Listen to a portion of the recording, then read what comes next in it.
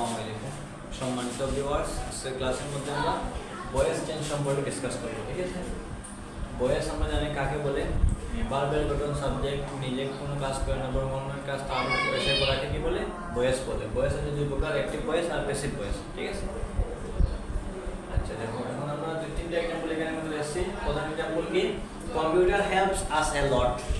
মানে কি কম্পিউটার আমাদেরকে অনেকভাবে সাহায্য করে। ঠিক আছে, এখানের মধ্যে আস একটা অবজেক্ট আছে আর এর লট একটা অবজেক্ট আছে। ঠিক আছে, সাবজেক্ট হচ্ছে কি কম্পিউটার আর হেল্প হচ্ছে মূল ভার্ব। ঠিক আছে, তাইলে আমরা দুইটা অবজেক্ট তাহলে আমরা প্রথমে একটা অবজেক্টের সামনে নিতে হবে। ঠিক আছে, তাইলে আমরা প্রথমে অবজেক্টে সাবজেক্টে নিব। তাহলে আস আছে অবজেক্টের সাবজেক্টিভ ফর্ম হচ্ছে আমরা জানি কি উই। যেমন ধরো আই এর সাবজেক্টিভ ফর্ম হচ্ছে আই, অবজেক্টিভ ফর্ম হচ্ছে মি। হি এর অবজেক্টিভ ফর্ম হচ্ছে হিম, শি এর অবজেক্টিভ ফর্ম হচ্ছে আর, দে এর অবজেক্টিভ ফর্ম হচ্ছে কি দেম, আর উই এর অবজেক্টিভ ফর্ম হচ্ছে আস। এখানে যখন এখানে মধ্যে আমরা কি আছে আস আছে, আমরা সাবজেক্টে আনলে কি হইব উই হইব। তখন তুমি কি উই, তারপরে এটা প্রেজেন্ট ইনডিফিনিট টেন্স আছে, subject plus full verb present form plus object. তাহলে উই যদি যেহেতু প্রেজেন্ট ফর্ম আছে তাহলে আমরা হেল্পিং ভার্ব হিসেবে আমরা জানি এম ই যার থেকে যে কোনো একটা বসিয়ে দিব।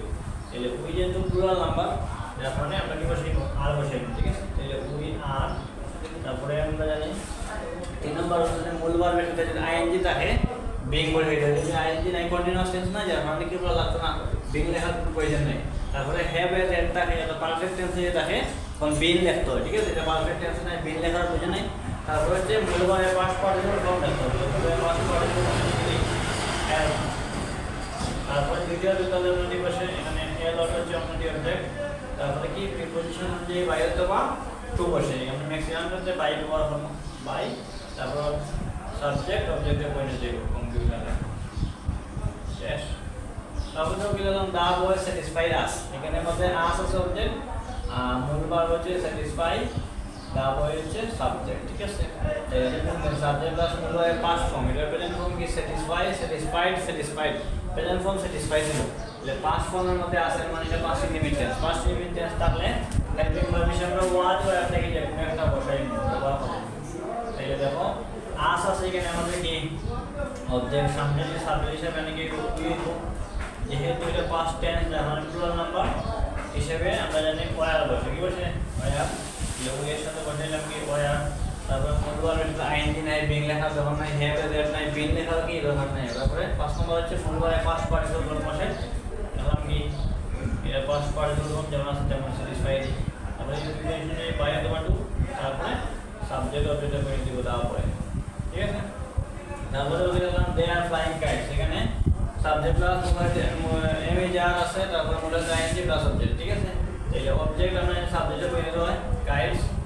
তাহলে তারা গরু উড়াইতেছে, এটা মানে কি তারা গরু উড়াইতেছে। ঠিক আছে, তাহলে এখানের মধ্যে যেহেতু গরু উড়াইতেছে এটা প্লুরাল নাম্বার আছে, হেল্পিং ভার্ব হিসেবে এম ই যার থেকে যে কোনো একটা হইব। যেহেতু প্লুরাল নাম্বার হলে আমরা জানি কি আর বসে। ঠিক আছে, তারপরে মূল ভার্বের আইএনজি তাহলে কি বসে বলছিলাম বিং বসে, দেখলাম বিং। এটার পাস্ট পার্টিসিপল হচ্ছে ফ্লোন, ফ্লাই এর পাস্ট পার্টিসিপল ফ্লোন। তারপরে প্রিপোজিশন অনুযায়ী বাই, তারপর দেয়ার অবজেক্টিভ ফর্ম হচ্ছে দেন। আশা করি সবাই বুঝতে পারছো। নেক্সট ক্লাসের মধ্যে আমরা আরো ডিপলি ডিসকাস করবো। ঠিক আছে, সবাই ভালো থাকো।